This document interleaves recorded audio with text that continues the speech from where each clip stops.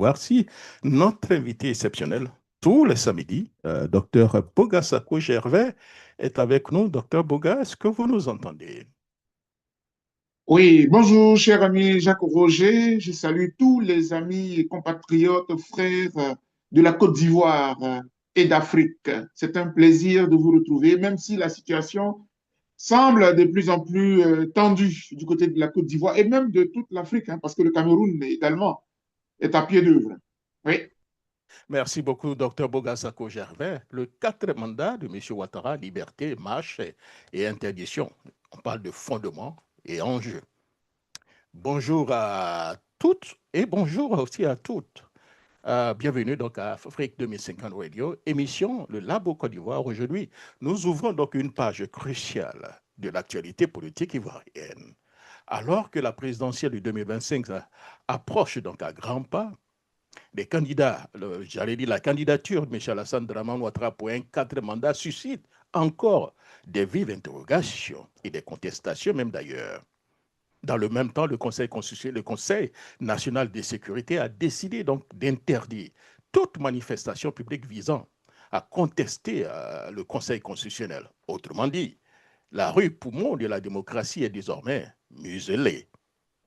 Entre impératifs de sécurité invoqués par le pouvoir et exigences démocratiques portées par la société civile, une question fondamentale s'impose. Que reste-t-il encore de la liberté d'expression, de manifestation en Côte d'Ivoire, ladies and gentlemen, pour décrypter les fondements juridiques, politiques et, j'allais dire, démocratiques de cette situation? Nous recevons aujourd'hui en exclusivité encore Dr Boga Gervais, juriste, enseignant-chercheur, militant des droits humains et président de la FIDOP. Avec lui, nous analyserons donc les enjeux du quatrième mandat un tout petit peu, nous avons souvent parlé, la légitimité surtout de l'interdiction des marches et leurs conséquences sur l'avenir démocratique du pays. Alors, vous avez, comme je l'ai dit, Dr Bogassako, toujours en chair et alors c'est toujours avec nous. Alors, rapidement, Dr Bogassako, le temps, bon, comment supportez-vous un peu le temps actuellement? Mais ça va, le temps, pour ce qui est des États-Unis, le temps, j'allais dire, glisse petit à petit vers l'hiver. Et donc, en ce qui me concerne, cela me convient très bien parce que c'est pas parce qu'on vient de la Côte d'Ivoire, un pays chaud, qu'on devrait se sentir à l'aise dans un climat chaud. Moi, j'aime généralement le froid et donc cela me convient parfaitement. Mais merci, c'est plutôt la tension qui monte et elle monte très fort. Merci Donc, pour l'intro que vous avez faite, elle est parfaite. merci beaucoup, docteur Bogassako. Alors, avant de revenir certainement à notre sujet, docteur Bogassako, vous êtes enseignant, la répétition est toujours pédagogique. Hein. Que répondez-vous à ceux qui disent la Constitution de 2016 a remis donc les compteurs à zéro, rapidement, afin que nous Mais puissions... non, c'est un faux débat. Mhm. C'est un faux débat. Non seulement c'est un faux débat, mais c'est un débat mensonger. Voilà, un débat mensonger. Parce que, écoutez, nous, on n'était pas dans le comité des experts qui a élaboré le texte tel que recommandé par le chef de l'État, Alassane Ouattara. Et donc, je salue au passage le professeur Ouraga Oubou, même si par après, bon, les gens se dédisent, mais les faits sont têtus. Voilà. Et donc, le projet qui a été élaboré était tout à fait clair. Il fallait s'assurer que M. Ouattara n'allait pas en profiter pour faire un autre mandat. Et lui-même, il a dit.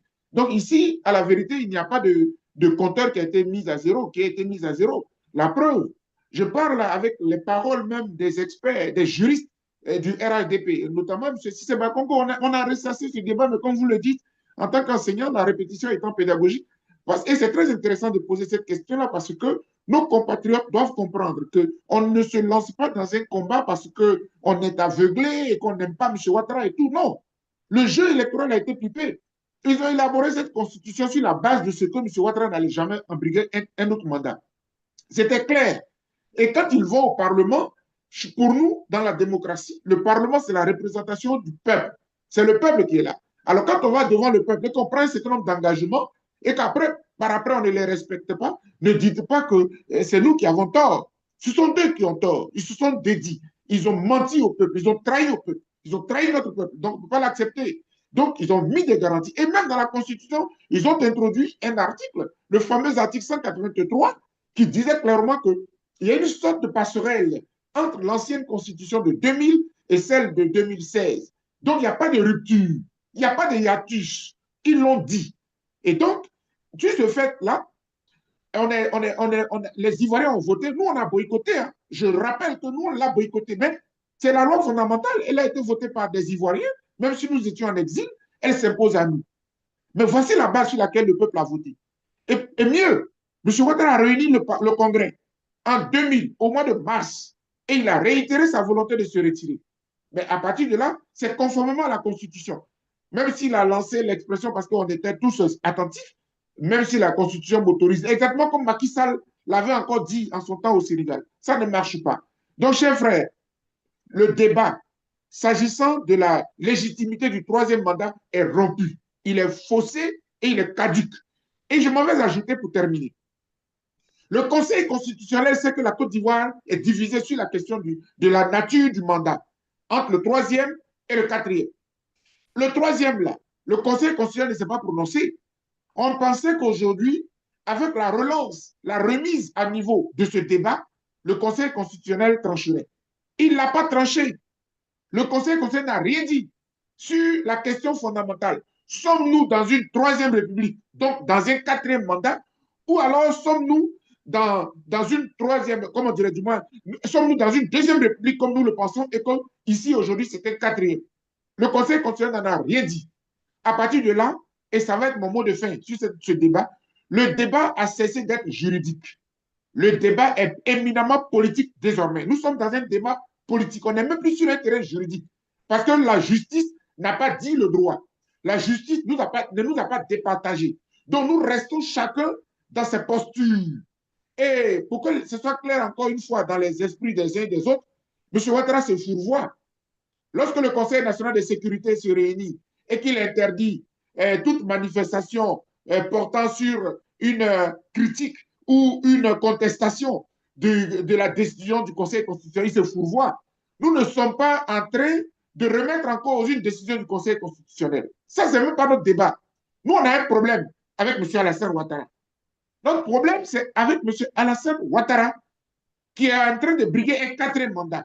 Donc lui, il est dans sa bulle selon laquelle le Conseil constitutionnel a validé sa candidature. Pour nous, c'est une violation de la Constitution de la Côte d'Ivoire, mais c'est une violation d'un principe sacro-saint de la démocratie. C'est un quatrième mandat et nous nous opposons au quatrième mandat. Et nous nous opposerons, mais ça ne fait que commencer. Et j'ai dit. Merci beaucoup, docteur Bogassako Gervais. Alors, parlons maintenant donc de liberté de manifestation, droit fondamental aux menaces à l'ordre public. Alors, la question que je m'avais posée, docteur Bogassako, quelle est donc la place de la liberté donc de manifestation dans la Constitution ivoirienne et donc dans les instruments internationaux ratifiés par la Côte d'Ivoire? Écoutez, c'est un article 20 de la Constitution, mais c'est le même article 20 de la charte, comment dire, de la Déclaration universelle des droits de l'homme de 1948. Voici donc ce qui fonde les manifestations pacifiques qui sont de droit, qui sont des droits de l'homme. C'est-à-dire qu'il faut que les gens comprennent. Quand on dit droits de l'homme, cela veut dire que ce sont des droits sacro-saints, ce sont des droits sacrés inhérents à la nature humaine. C'est-à-dire que l'humanité est d'accord que même une décision même. Écoutez, est-ce que, cher ami Jacques Rouget, est-ce que tout le monde croit en Dieu? Est-ce que tout le monde est musulman? Est-ce que tout le monde est chrétien? Est-ce que tout le monde croit forcément en Dieu? Je ne crois pas. Tout le monde ne croit pas en Dieu. Donc, le divin lui-même, là, il nous donne la liberté de croire ou ne pas croire en lui. Donc, il donne même la liberté. On a étudié la philosophie. Il y a des philosophes athées. Et puis, il y a des philosophes qui sont non athées, qui sont croyants. Comme les gens, moi j'ai beaucoup aimé Blaise Pascal, qui était un grand philosophe, un grand mathématicien croyant.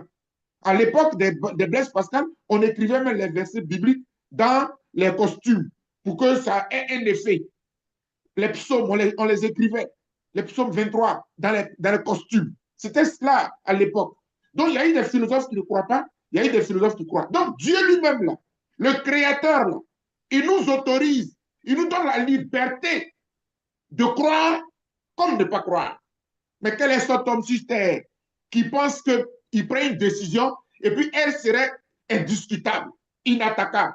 Non, si les décisions du Conseil constitutionnel sont insusceptibles de recours, cela veut dire que quand le Conseil constitutionnel a parlé, il n'y a plus de juridiction possible qui puisse venir remettre en cause la décision du Conseil constitutionnel.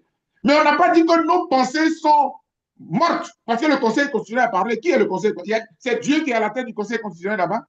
Des gens comme M. Ouattara a choisi lui-même et qu'il a nommé. Ceux-là, ils ont parlé, nous, on va se taire. D'ailleurs, le RHDP, avec M. Ouattara à sa tête, nous a montré qu'une décision du Conseil constitutionnel n'est rien du tout. Et que M. Yao Paul André était un ami de M. Laurent Gbagbo. Exactement comme Mme Camara est aujourd'hui, mais le poulet de M. Ouattara. Et donc, elle a parlé, on va se taire. Écoutez, nous, on n'a pas un problème avec le Conseil constitutionnel. Notre combat, là, il y a un quatrième mandat dans notre pays. Aucun principe démocratique, ni en Afrique, ni en Europe, ni aux États-Unis, dans le monde, aucun principe démocratique n'admet les mandats en dehors de ce qui est prévu par la Constitution. Voilà, M. Ouattara est à son quatrième mandat. Nous ne l'accepterons pas et on n'acceptera ni aujourd'hui ni demain. Donc, je voudrais dire, il faut que cette question soit claire.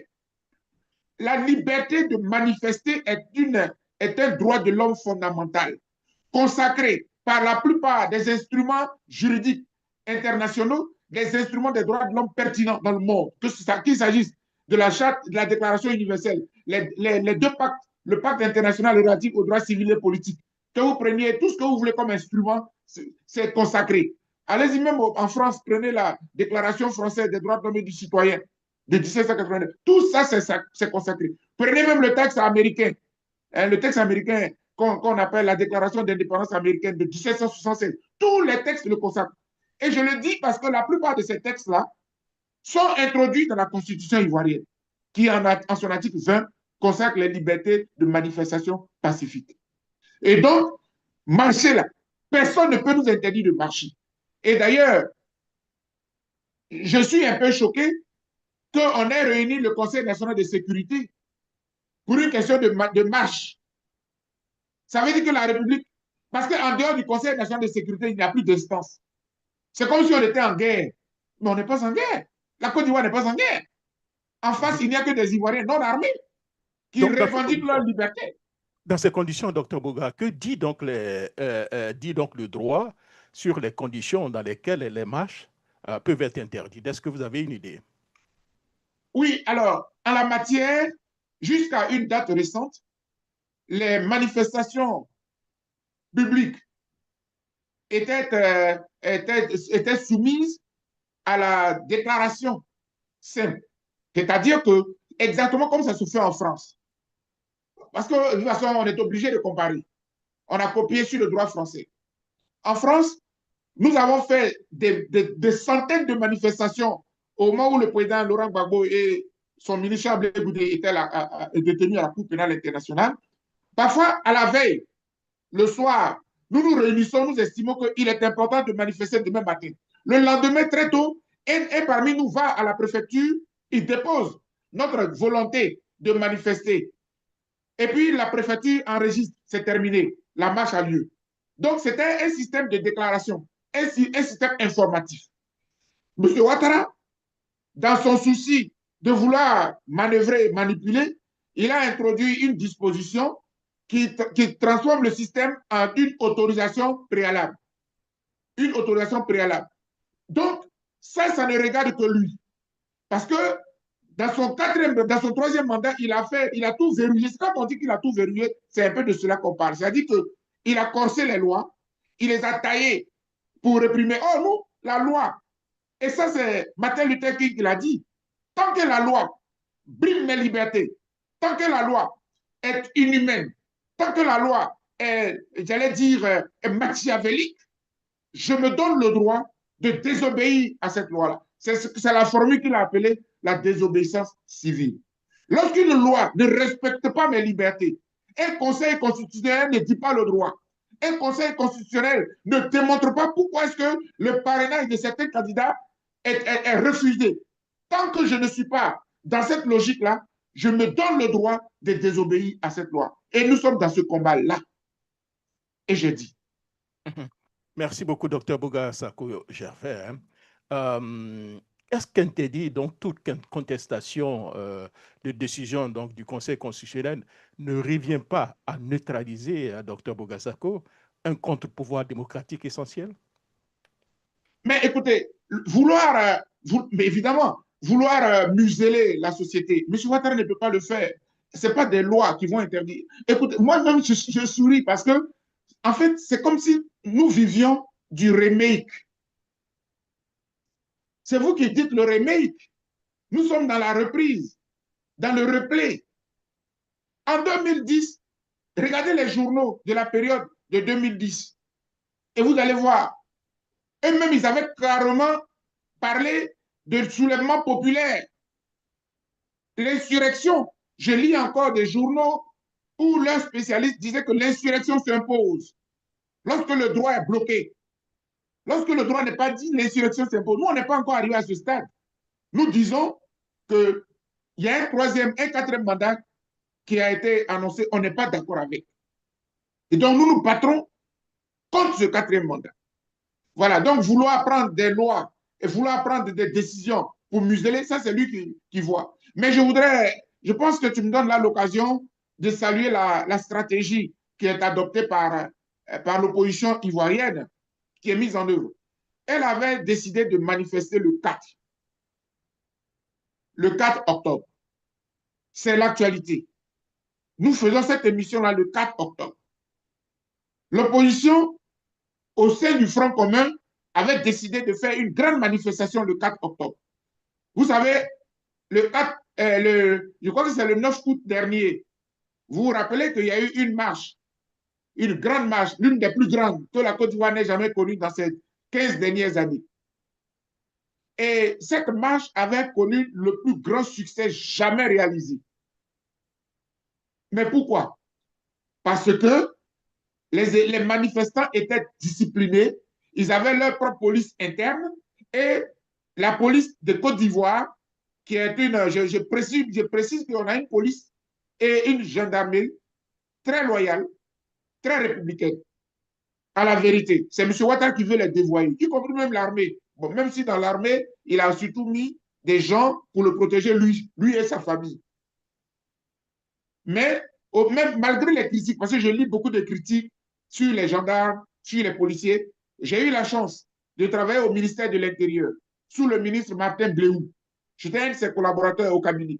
Donc, les policiers, les anciens, les doyens, beaucoup me connaissent parce que je travaillais et on a un corps qui est très loyal, qui est très républicain. C'est M. Ouattara qui veut le dévoyer. Et donc, la marche du 9 août avait été, mais vraiment, des plus exemplaires. Mais parce que le pouvoir avait accepté de jouer le jeu. Je rappelle cela parce que lorsque le pouvoir refuse de jouer le jeu, c'est lui qui donne à ce moment-là la latitude aux manifestants de s'organiser de façon incontrôlée. Parce que quand vous refusez une marche, parce que la liberté de manifester, là, elle est ancrée dans l'être humain. Lorsque vous n'êtes pas content, même quand votre père, cher frère, aujourd'hui, on est dans la cinquantaine révolue, mais depuis enfant, même quand ton père te dit quelque chose que tu n'es pas content, par respect, tu gardes la mine. Mais même dans ta mine, on sent que tu n'es pas content. Mais le père ne peut pas t'en vouloir parce que tu manifestes un mécontentement. C'est naturel. C'est ce qu'on appelle les droits de l'homme. Je ne suis pas content, je dois savoir, je dois pouvoir le manifester. Si vous refusez que nous le manifestions, qu'est-ce qu'on va faire? Vous voulez qu'on explose? Et quand c'était à leur tour, ils ont fait quoi? Ils ont pris les armes. Ils ont encouragé les jeunes à prendre les armes contre la République, contre la patrie. Ils ont massacré les Ivoiriens parce qu'ils n'étaient pas contents d'une décision du Conseil constitutionnel en 2010. Ils ont tué les Ivoiriens. Alors, ils n'ont pas de leçons à nous donner.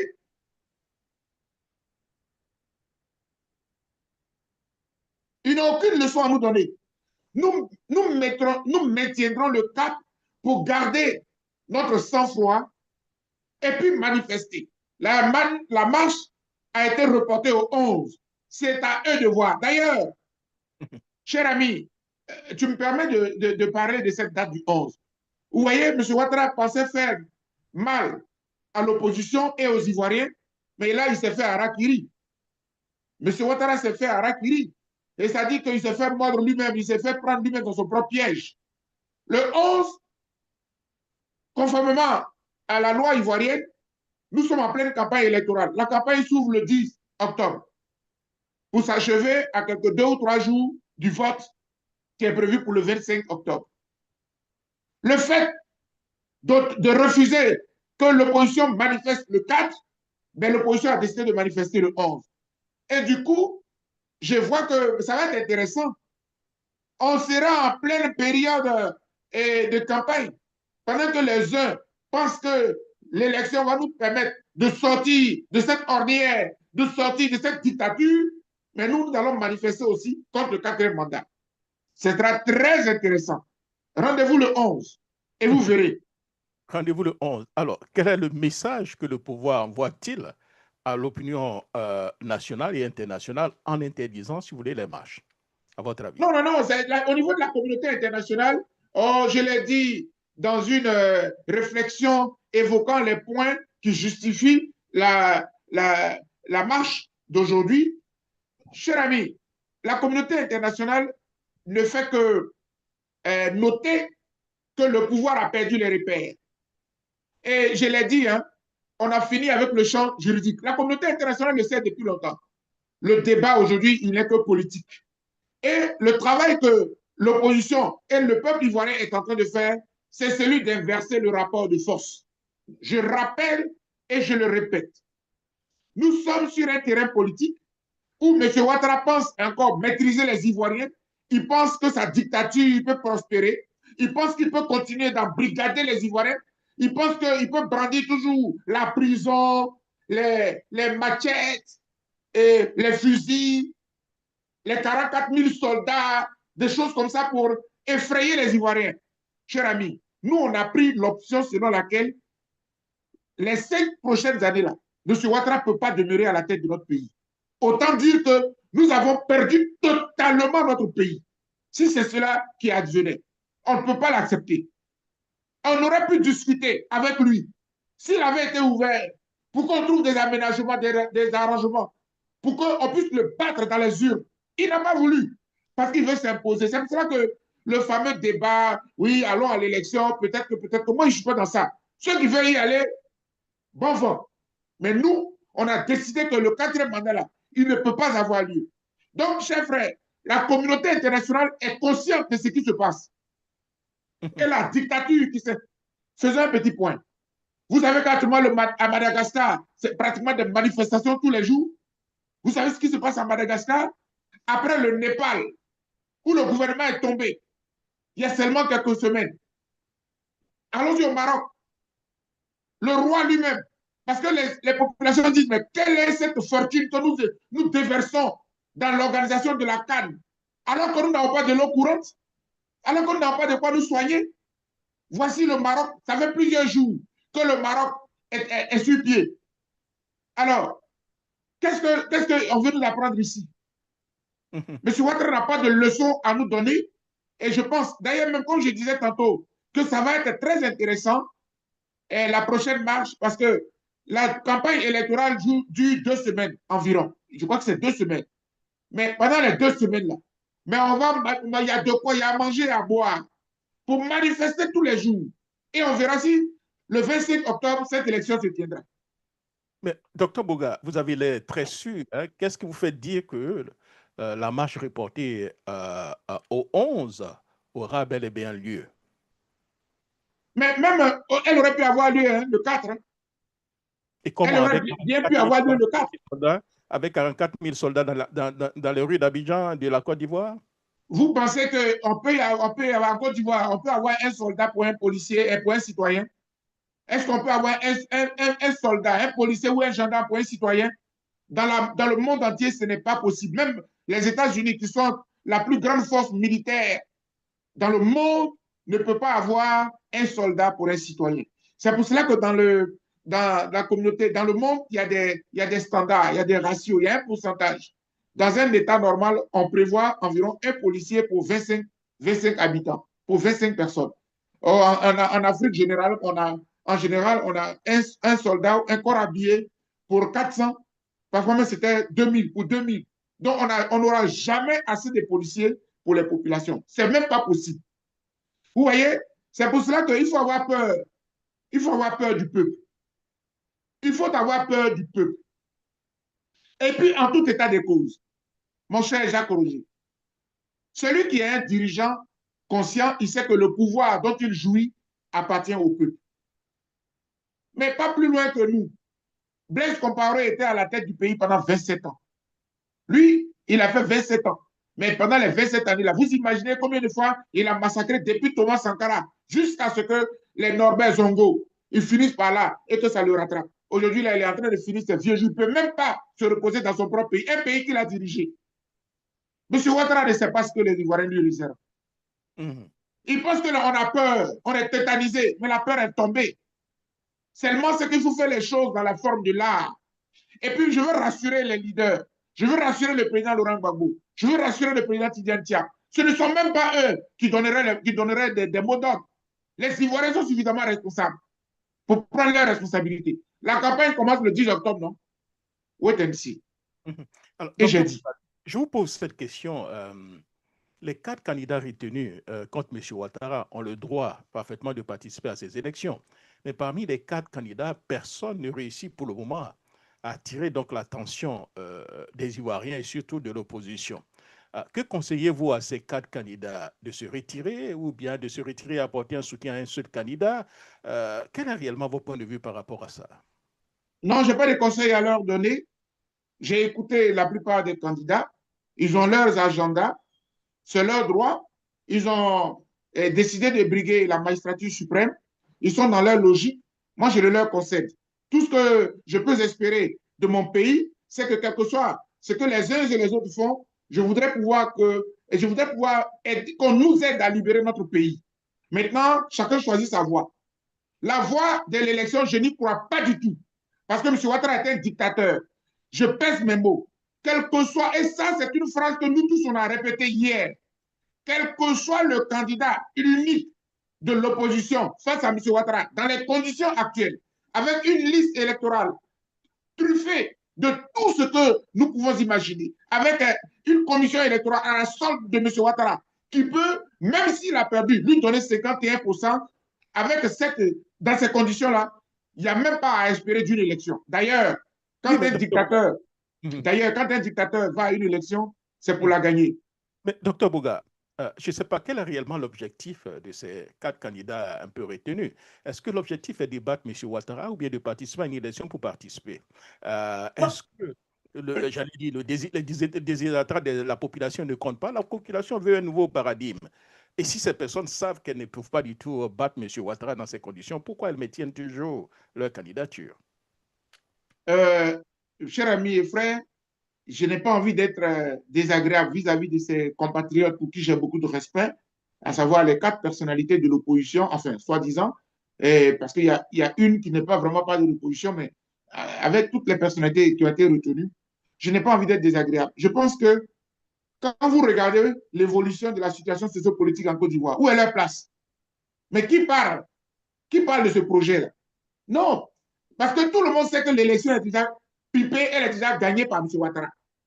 Et donc, comme eux-mêmes ils l'ont dit, M. Ouattara n'a pas besoin de légitimité. En 2020, KKB était en face. Quelqu'un qui gagne face à KKB et puis il est heureux, il jouit d'une victoire face à KKB qui n'avait aucun appareil, qui n'avait pratiquement rien. Et ils sont contents.